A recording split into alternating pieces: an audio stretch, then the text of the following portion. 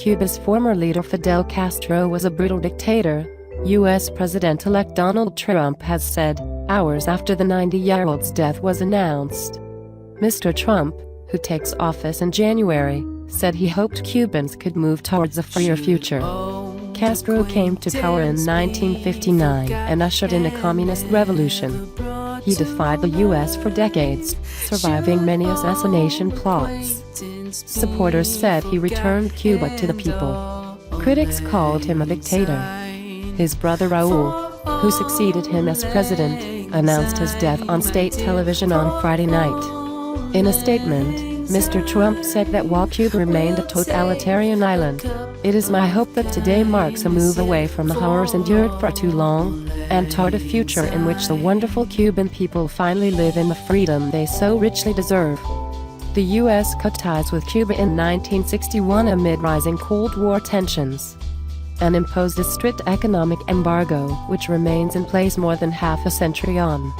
Under Barack Obama, the relationship warmed and diplomatic ties were restored in 2005. Mr. Trump roundly criticized Mr. Obama's policy on the campaign trail but made no mention of his pledge to reverse it in his statement, saying his administration would do all it could to ensure Cubans could begin their journey toward prosperity and liberty. Mr. Obama, meanwhile, said history would record and judge the enormous impact of Castro.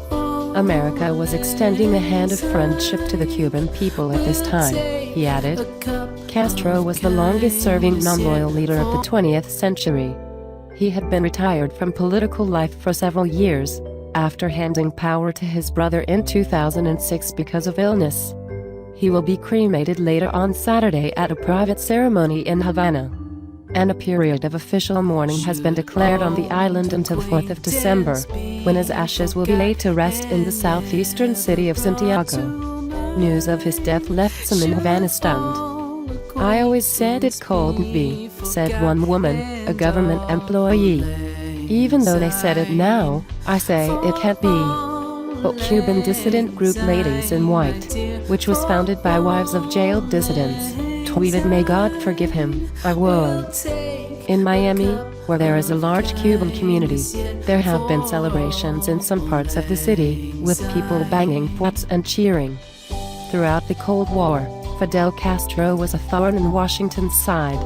An accomplished tactician on the battlefield, he and his small army of guerrillas overthrew the military leader Fulgencio Batista in 1959 to widespread popular support.